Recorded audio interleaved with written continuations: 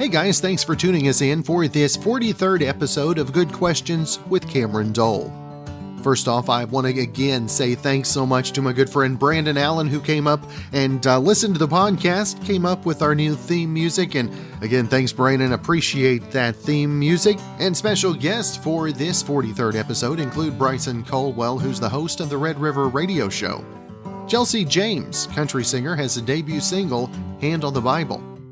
Our good friend Brandon Lang, who's the host of the sports betting podcast on the Believe Network and owner of BrandonLang.com. We'll also visit with Desi Lydic, the daily host with Trevor Noah. She's going to be presenting Remembering RBG, a Nation Ugly Cries with Desi Lydic. That half-hour special going to premiere on Friday. Jordan Wolfe, he'll be talking about Night of the Living Dead, the musical, and the legend himself, Kane Hodder, going to be talking Friday the 13th, and some funny filming stories as well. If you would, please take the time to subscribe, drop a like, comment, leave some feedback, and, of course, share with your friends. All right, guys, kicking off this 43rd episode of Good Questions with Cameron Dole. I have on the phone with us today one of my good friends, also a radio DJ, has a radio show of his own, the Red River Radio Show. We've got Bryson Culwell with us. And first off, Bryson, thanks so much for taking the time to visit, brother. Hey, man, I appreciate you having me on. I've never done an interview from this point of view, so it's kind of funny for me. I feel weird right now. But that's all right. We'll nurture you through it. How about that? That's perfect. Now, tell me first off, Red River Radio Show. I mean, I know where it came from personally because we've had this talk for years. It seems like, but where did your love for the red dirt form of music? Where did that come up from? Well, I am very fortunate. My parents had me at a very young age, and I was born in Ardmore, Oklahoma, which is actually where I live now. I was able to make my way back here with radio. But anyways, we moved to Fort Worth whenever I was a little kid. My dad drives trains for a living, and I think really just growing up down there around that music, the red dirt genre is, I think we can both agree, it's a young people genre. Young people like it. And going back to mentioning my parents, both young whenever I was growing up, they were big into Cross-Canadian Ragweed Right. and Randy Rogers. And so my first concert was actually it was at the Oklahoma City Zoo Amphitheater, and it was called Cross-Canadian Ragweed. I think Family Jam was what it was called.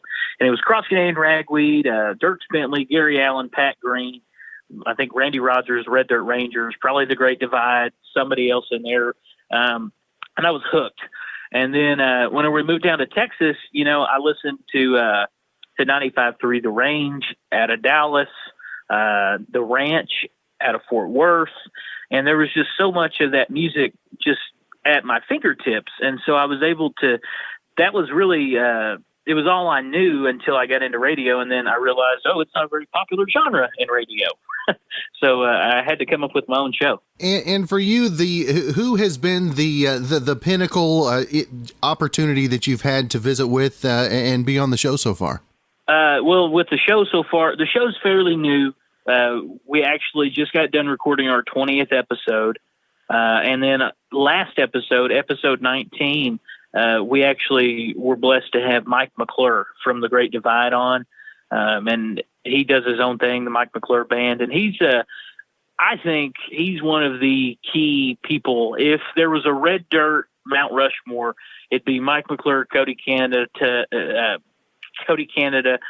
Tom Skinner, and then probably Jason Boland or somebody like that. And so to get to talk to one of those guys from that caliber, it was really fun. We've had Caitlin Butts on. We've had a really good friend of mine who plays bass for Sonny Sweeney, who played bass for the Damn Quails. His name is Dylan Sampson. He also helps a lot with our music. I'm able to bounce ideas kind of back and forth with him. Him being a music fan and a musician, we kind of jive pretty well together, I'd say. And what's the hardest part getting the ball rolling? I know what it's like to try to get a show up and running, but to get those first few syndicated places for you, what was it like when you signed the first syndicate, if you will? Well, I got to be honest. I do the Red River Radio Show, but I do have a home base here in Ardmore. I work for Keystone Broadcasting, and there's two people that really were influential whenever I decided that the Red River Radio Show was something that we wanted to do. Number one being my wife. She is our social media manager. She's our marketing coordinator. She's our cheerleader. She does everything. She even models our T-shirts. So she's integral. And then also my boss. I know probably better than anyone being in radio for a long time. Sometimes you don't have the best bosses whenever you're in radio. And the previous place that I had come from didn't necessarily have the best boss. And whenever I got here, he's not only my boss, he's my landlord, he's a friend. And he actually said, I went to him with the idea about the show. And see, here at KICM, we don't play red dirt. We play, traditional mainstream, whatever you want to call it. And I had told him, I brought him this idea and said, hey, I really want to try to contact some people in Oklahoma, try to get this ball rolling. And he said, well, why don't we play the show and then we'll just get the ball rolling from there. So he took a chance on me whenever he didn't have to let me put a program on his radio station. And I'm very thankful to him for that because he's been able to open up a lot of opportunities. And for you, to be back home and doing music, doing the show, all there in your old stomping grounds, I mean, how cool is that? I know what it's like here being in my old stomping grounds. So, but for you to go out to sow your wild oats for a couple of years, come back, what was that like? Man, it was a really cool experience. I was there in Altus.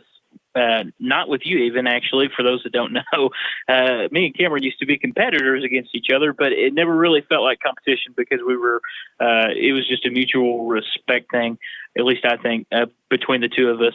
But yeah, it's like you said, hometown, nothing really can compete with home, and I'm sure that you can back me up on that. And it was weird because, previously with other jobs in radio, it's really, you kind of have to take a tour of the area that you're going to be in your listening area. You got to learn the people, the geographical location. You got to learn the traditions of the town. And whenever I came into this job, I was able to kind of not do that. I knew the location, I knew the people, I knew the traditions, I knew different things like that. And so, for me, it hasn't even really been about being in my hometown. It's just been more about being comfortable and not having to necessarily cut my teeth as much as I probably should have. Speaking of knowing your way around that, I was wondering how this story was going to lend its way in. You just gave me the perfect segue there.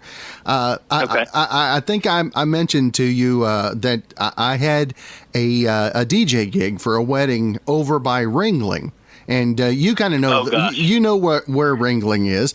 Well, yes, absolutely. And now there's a funny story with Ringling. Now, I cover local high school football, and last year I covered Ringling, and I ended up going with them all the way, and we won the gold ball in Class A. So that was a fun experience. I'm 2 for 2, actually.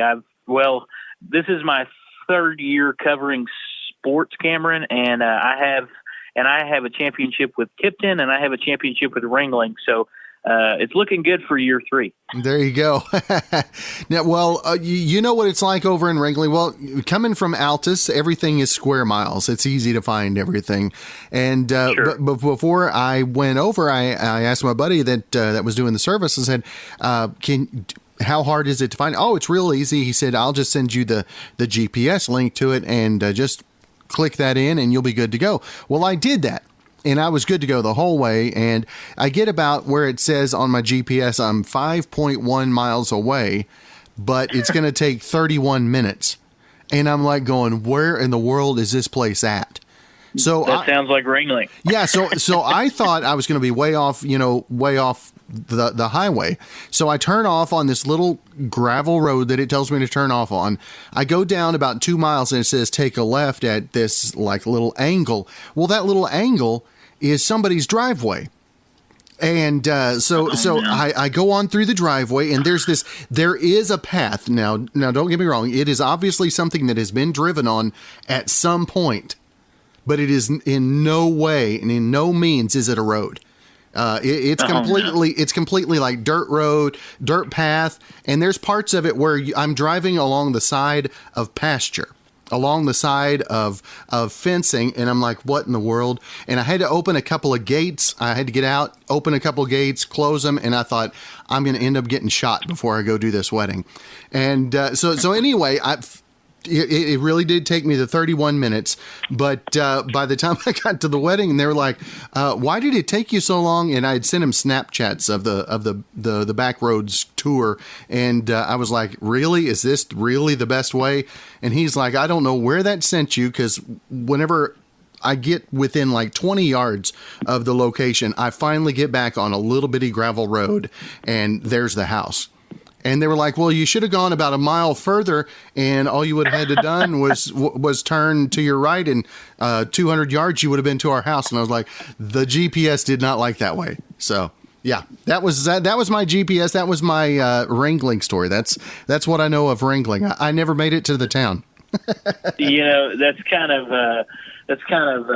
whenever I lived out in Western Oklahoma, I told people that, I was from Ardmore, and everybody has oh my gosh, well, one time Ardmore and Altus were playing, and I got lost on the way to Ardmore. So I'm not surprised that you had one of those too.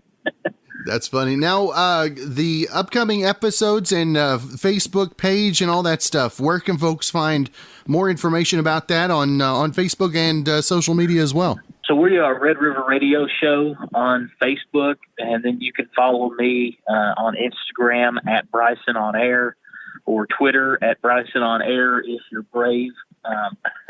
And our episodes, we're working on some deals right now. I don't necessarily want to. There's a guy out of Kentucky that was putting some episodes on some platforms, and he got shut down, and they've terminated his radio show. And so I don't want to get in that situation. So we've taken our time with putting him on, iTunes and different things like that. So we're kind of waiting that out. If you'd like to listen to the show, though, every Saturday from 8 to 10, we're on KHWL in Lone Wolfe, Oklahoma. We're on from 5 to 7 in Ardmore. We're on from 5 to 7 in Atoka, Oklahoma. And then from 7 to 9 every Saturday, we're on in Watertown, South Dakota, Madison, Minnesota. And that's where we're at right now. Like I said, if you reach out, we've got T-shirts, we've got hats. We'd love to see those on your person and supporting the Red River Radio Show. Well, that's good stuff. And Bryson, always good to visit with you, my friend. Continued success. And don't forget us little guys, all right? Hey, now, we're both on the same level, and I appreciate you very much.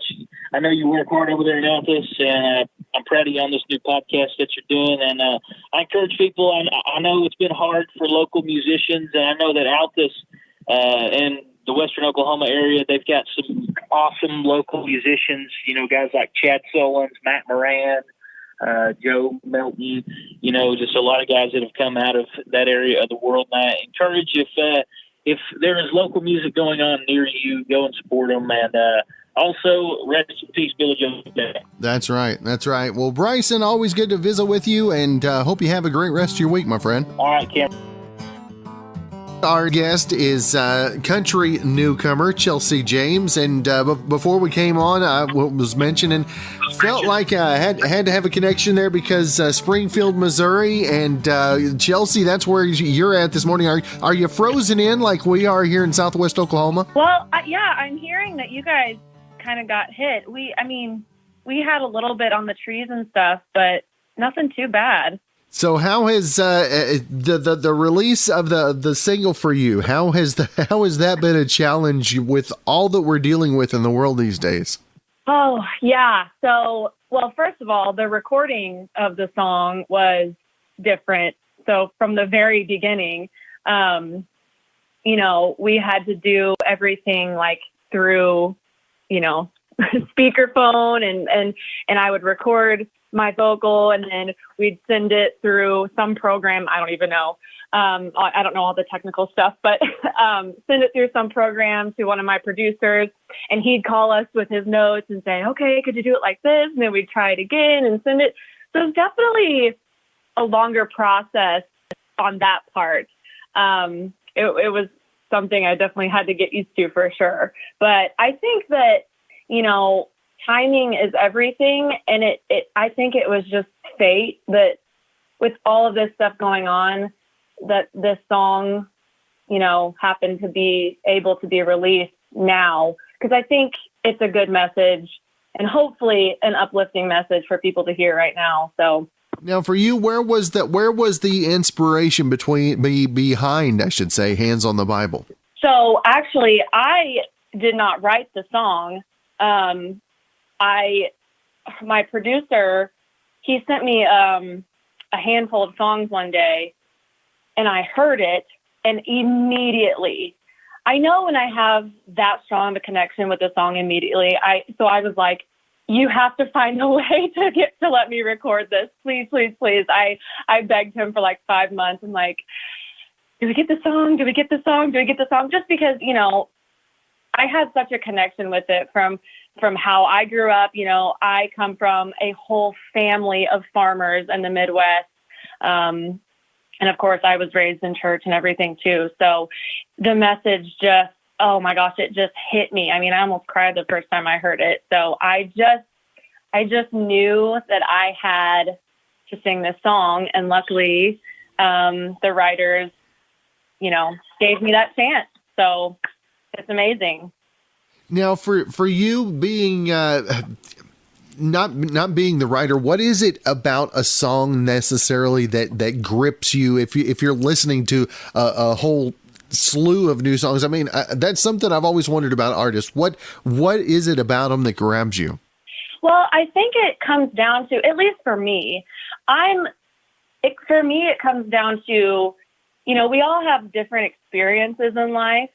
And for me, if I'm going to sing a song, of course, when I write, what songs I write and record, they come from my personal experience. But if I'm going to sing someone else's song, I have to be able to relate to it, or I have to be able to say, oh, I know how that feels. I've personally gone through that because I'm a really bad actress.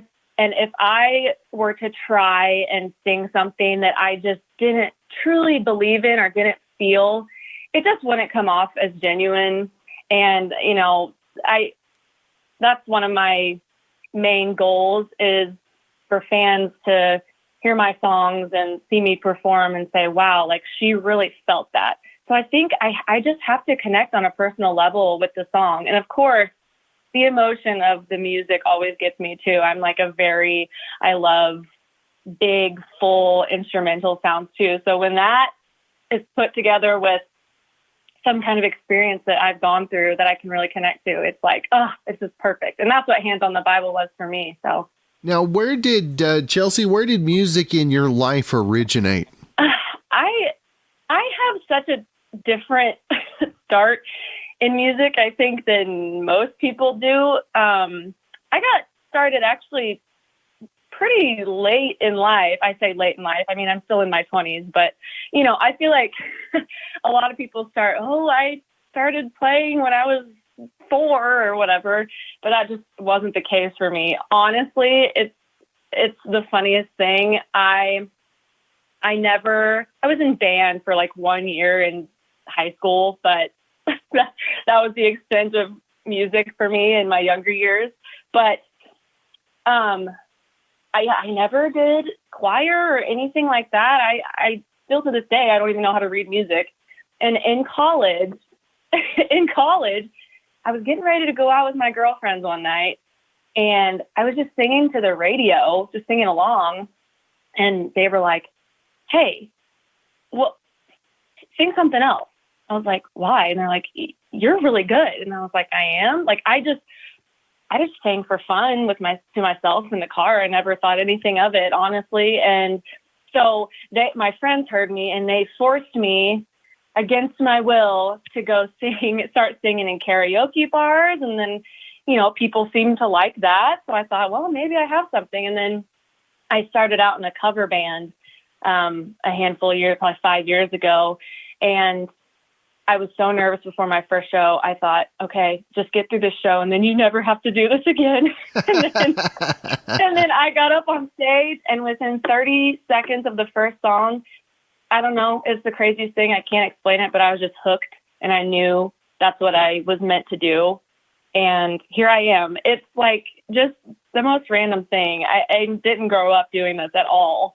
Now, as if folks want to find out more information, not only about Hands on the Bible, but the other stuff that you've got going on, where can folks keep up with that information? So, if you follow my social media, it's Chelsey James Music, and make sure you spell my first name S-E-Y, not S-E-A, like the normal way.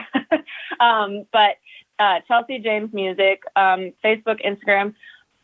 Getting ready to release the Hands on the Bible music video, probably, I think within the next 2 weeks. So that'll be coming out. But yeah, YouTube as well, Chelsey James Music on YouTube. So yeah. There you go. Well, Chelsey, it's been nice to get to visit with you. And hopefully after this one, we'll get to visit again real soon. Yes, that'd be great. Thank you so much for having me. Up next is our good friend Brandon Lang. He's the host of the Sports Betting Podcast on the Believe Network. Missed him last week, had some medical issues, but good to talk to Brandon about some picks for the weekend.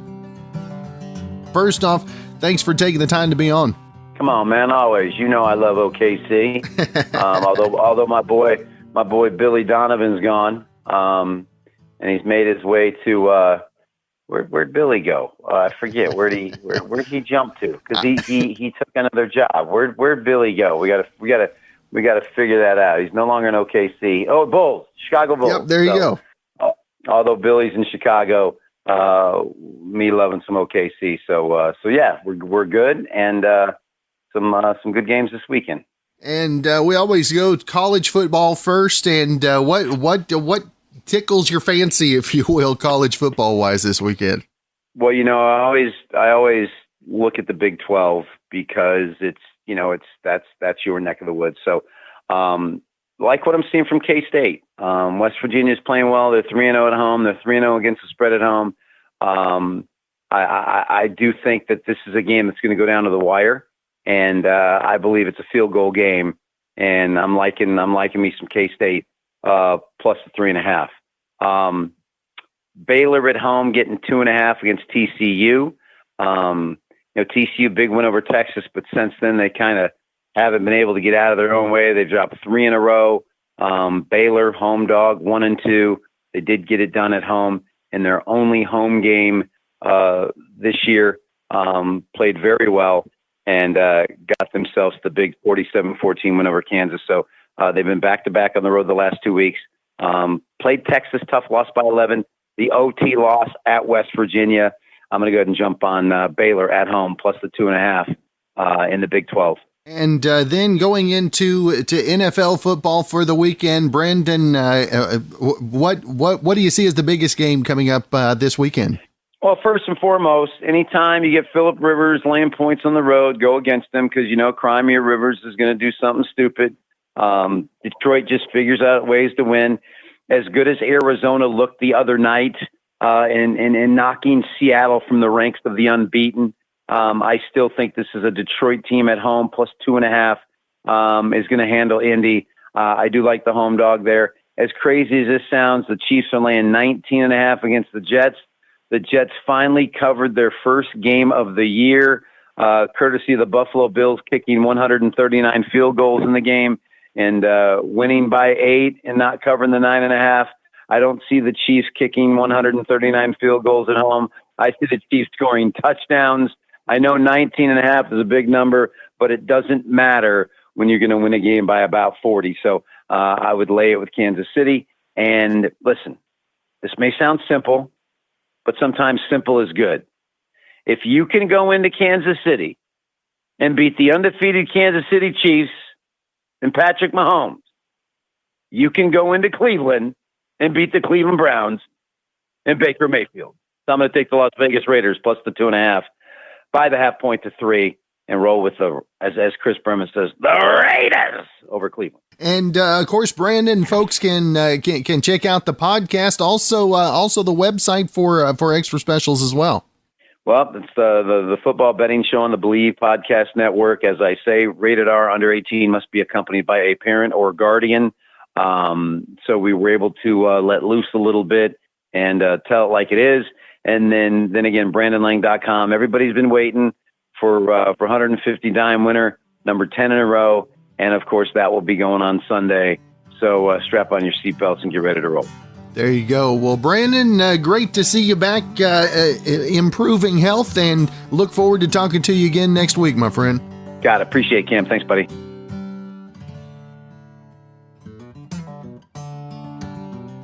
Up next, we're from The Daily Show with Trevor Noah, Desi Lydic. Got the Remembering RBG, A Nation Ugly Cries with Desi Lydic half-hour special that's going to premiere on Friday night, 11 Eastern, 10 local time on Comedy Central.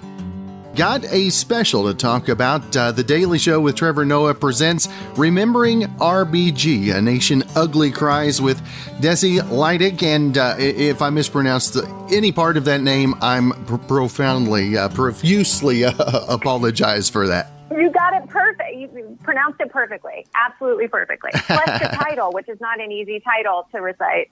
And first off, Desi, tell us what RBG personally on your behalf meant in your life. Well, gosh, she had such an impact on so many people's lives, and particularly women. Before she even was on the Supreme Court, she really dedicated her life to challenging discrimination, legal discrimination all over the country, and really kind of challenging Americans to take a look at what was baked into society in this, breadwinner, homemaker sort of scenario, and kind of breaking down some of that stereotype. So the fact that I am fortunate enough to have a career and have a family, and I have a partner who meets me in the middle, and we both share caretaking duties. All of that, I can't help but to think, may not have happened if it weren't for all of the work that she did early in her career. And I know that Americans, we all like to think that we're better than we were in the past, and I think we can all agree we are at a better place, but are we in a better place than we were in comparison to other places in the world?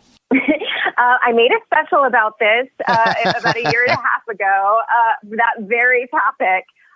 Look, there's no question that we have made great strides and we are moving in the right direction. Are we at a tough place in history right now? It's my belief, yes, we are. There are a lot of challenges and life is incredibly difficult for people right now. But, one thing that it kind of hit me while I was making this special is reflecting back on all of the things that Justice Ginsburg fought for and how thoughtful she was in her approach, that she believed that true change, enduring change happens one step at a time. Those are her words. And, I think as a reminder right now in this place in time, it's helpful to look at everything that she fought for and everything that we have to show for it now, and be hopeful that with a little bit of patience and really hard work, that positive change will come. And how hard has 2020 been on the comedy side of things for you? And it seems like there's a lot of backlash on comedians too right now. How has that been for you this year? I'm fortunate enough to have a job right now. I'm just really grateful that we are one of the few shows that has been able to produce and do everything that we're doing from home, and to be able to talk about what's happening in the world right now, to have the freedom to speak about it, and, you know, sometimes be critical and sometimes make jokes at, you know, whether it be the political system at large on either side, you know, the administration, whatever it is, the fact that we're able to do that and make commentary right now is a huge blessing. You know, yeah, it's comedians more than ever have to be careful about what they say. And it does, you know, it's not a bad thing to kind of take a step back and just try to be thoughtful. A joke is a joke is a joke. And it's my personal belief that you can make almost anything funny. But, you know, if you work hard at it, if you're good enough at it. And fortunate enough for The Daily Show, we have a lot of very talented writers who are very good at that. And for you, the feedback and the folks that were able to and willing to be involved in the latest project, I mean, what does that mean for you on a personal level to see who was willing to be a part of it as well? You know, it was incredible. We lost Justice Ginsburg, and, you know, I was talking to so many of the women that I work with at the show, and men as well, who it hit hard. We all just felt this collective, oh no, you know, word I can't say on the radio, but you know, this panic, and she meant so much to so many people. The fact that there were so many people at The Daily Show who immediately jumped onto this project and were so enthusiastic to work on it because they loved and admired her so much. It really meant the world. And not to mention that we got some incredible guests. We got Rebecca Traister and Imani Gandhi and Senator Warren, and then some people in Justice Ginsburg's life who spoke and told really funny and beautiful anecdotes about their personal experiences with her. We got Nina Totenberg to share a really very funny story that I hadn't heard before.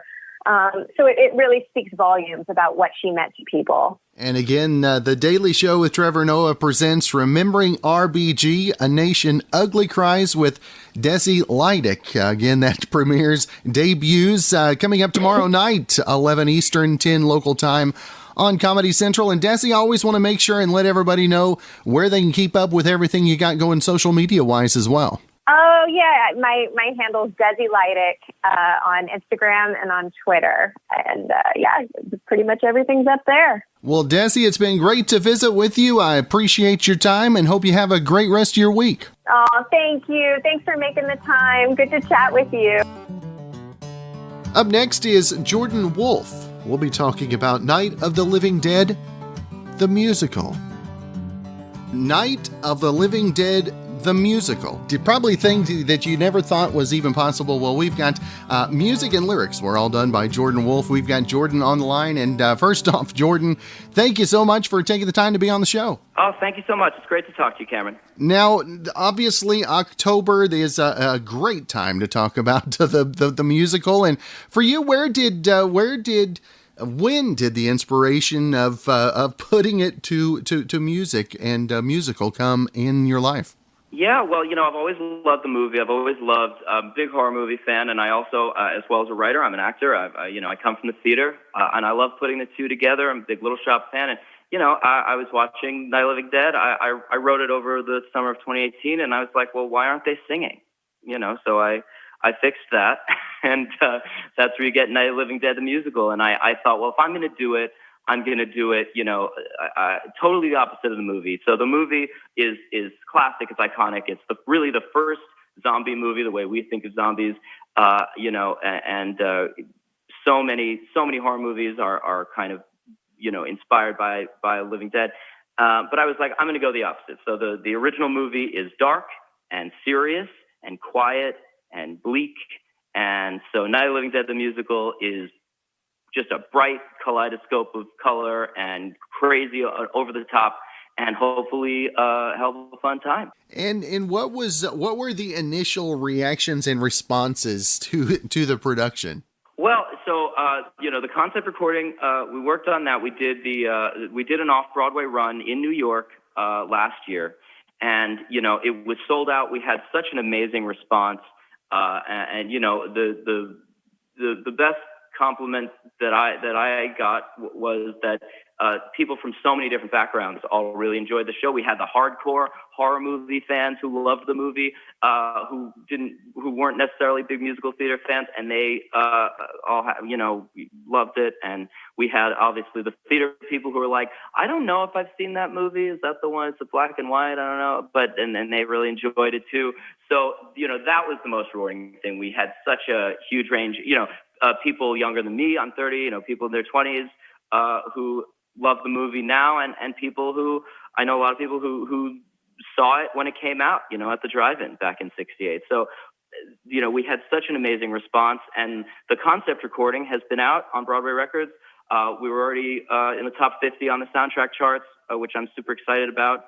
And the response has just been, I'm super grateful. Now, has it ignited a fire for maybe a follow-up turned into a musical? Oh boy, maybe. It's hard writing one, but you never know. I mean, this was so fun to write and so fun to do. I was also in the production in New York and got to work with these unbelievable singers. I mean, these are really the A-team. On this album, Jamie Shapiro from TV Smash, and he's got a new NBC show now, and people from everything from Book of Mormon to Les Mis, all these great people, and so that was a blast. And definitely, if there's an idea, maybe keep going down the George Romero food chain. Maybe do Day of the Dead next. I don't know. We'll see. Now, how has 2020 been for you? Has the writing been good for you? Has the inspiration been easy or hard to find for you this year? Oh, sure. It's tough. I mean, as an actor, I'm a New Yorker, and New York theater has obviously had to close its doors for now, and that's been really tough for a lot of us. And you gotta kind of create your own work, find your own inspiration, and the one good thing about quarantine is it gives you a lot of time, gives you a lot of time to think and to write. And I've been working actually on the Night of the Living Dead, the musical screenplay, to do a movie musical, which would be such an awesome project to come full circle. And that's the kind of project that normally I'm running around, but because of everything that's going on, you have the time to kind of work on these things. So I think that's what it's all about. Creating your own projects. And what in 2020 have you learned that you are going to apply to 2020 and 2021 and beyond? Oh boy, I mean, I'm going to appreciate so much more interacting with people. A lot of us get isolated. I'm lucky to be with family during this time. A lot of people aren't so lucky, and before I think, even just hugging a friend or that kind of immediate exchange you get talking with someone, not over Zoom, I'm going to appreciate that, a hell of a lot more, I think. And again, the musical, find out more information, Night of the Living Dead, the musical. Jordan, I want to make sure and let folks know where they can find more about the musical, and everything else you're working on as well. Absolutely. So you can go to the Night of the Living Dead, the musical.com, and there's lots of fun stuff there. There's a music video that's a lot of fun. And then the album, Night of the Living Dead, the musical concept recording, is out on Broadway Records. It is available anywhere you buy or stream music. It's on Apple Music, Spotify, iTunes, all that good stuff. So you can stream it right now. All right. Well, again, Jordan Wolfe, great to visit with you. Great to get to know you this morning. Looking forward to checking out Night of the Living Dead, the musical myself. Hope you have a great rest of your week, my friend, and happy Halloween. Happy Halloween. Great talking to you, man. Be well.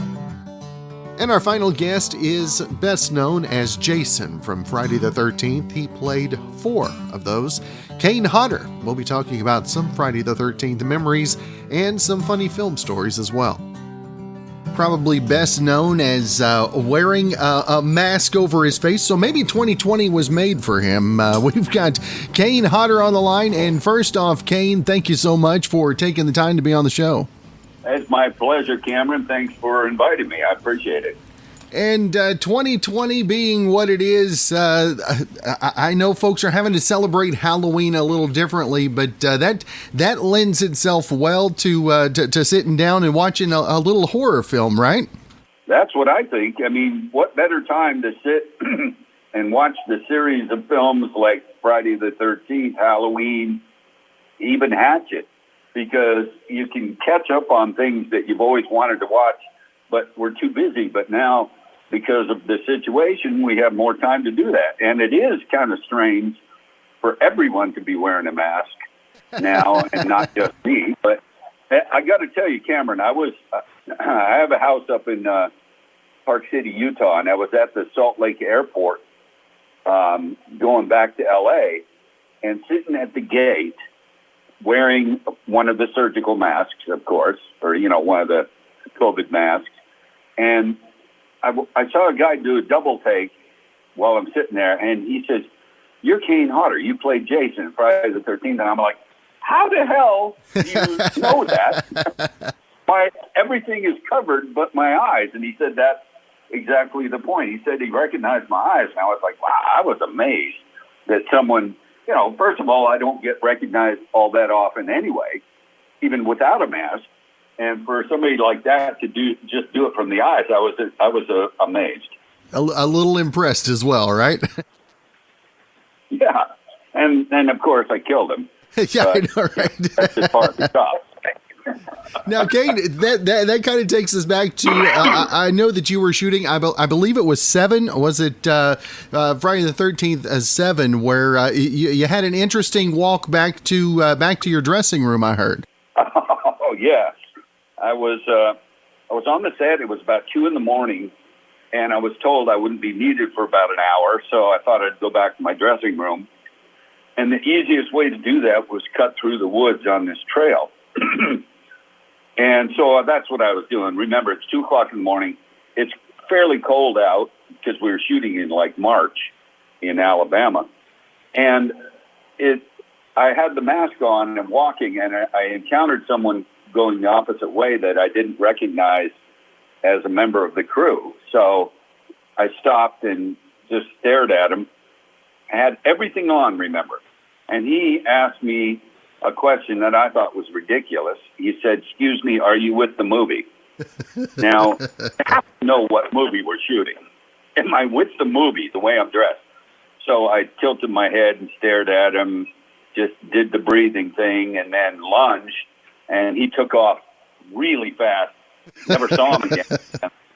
The next day, John Beekler, the director, said, "Hey, that local cop never showed up last night. He was going to visit the set." And I thought, oh, well, I wonder why.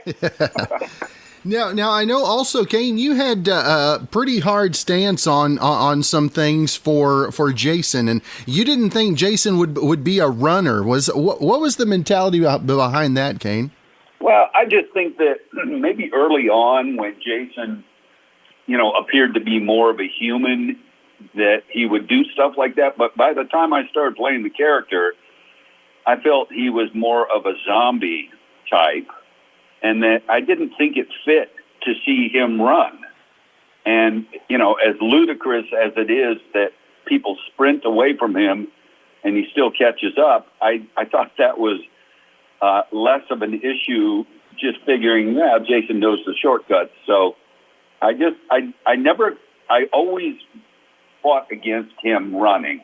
Maybe walking quickly, sure, but running, I didn't think it fit. So yeah, and there were other things that I did presented as being what I thought the character would do. So most often it was greeted with agreement. And Kane, this year, 2020 being the way it is, how has that affected your working ability? Have you had to change? Have you had to become more tech savvy, I guess? Yes. I mean, life has changed for all of us. So, better to do the changes and stay healthy than worry about, things you're missing out on. And obviously nobody's happy about it, but we're all having to deal with it. So, at this point last year, I had done like 18 conventions at this date last year. This year, I've only done one, and that was just a couple weeks ago. So, things are vastly different, but it gives us a good chance to catch up on stuff we wanted to do. So that's right. Again, Kane, as Halloween approaches, all the many movies you can see him on the big screen, the small screen, the pay-per-view. Kane, anything new on the horizon for you? Yeah, I've been doing. I think you probably know, Cameron, that I did the motion capture for the Friday the 13th video game. Yes, sir. As Jason. It took almost 2 years to do all that. And there could be something coming up along those lines as well. But I have a couple movies coming out soon. One called The Good Things Devils Do. And I actually am going to accept an award next week for my performance, which I've never really gotten any kind of award for an acting performance as opposed to, a monster, the character stuff, sure. But, and then there's another one where I did a real emotional scene in a movie called 13 Fanboy. And it's about a guy that's obsessed with the Friday the 13th movies and the Jason character. And I play myself in it and had a really beautiful, emotional scene that I talked about some personal stuff in order to get the emotion elicited because I'm playing myself, so I could talk about anything really. So I'm excited about those two. And tomorrow night, I believe there's an episode of Impractical Joker's Dinner Party, or maybe it's tonight. I think it's tonight actually. And I did that with those guys because I did their movie with them and they're friends of mine. So that was a lot of fun. That's awesome. Of course, Kane, if folks want to keep up with everything you got going on social media wise. Yeah, mostly on Twitter and Facebook is where they can find out everything you want to know. All right. Well, Kane, always good to visit with you, sir, and hope you have a great rest of your October, and we catch up again real soon. Thanks, Cameron. It was a pleasure talking to you. Again, thanks for tuning us in for this 43rd episode of Good Questions with Cameron Dole. If you ever have a comment, question, or anything else you'd like to know, just find me on Instagram, Twitter, or Facebook at GQwithCam. If you'd like to help out in the funding for this podcast, feel free to click the support tab and follow the instructions. If you have a special guest idea, go ahead and email me, gqwithcam@gmail.com. We'll be back with episode number 44 coming up tomorrow.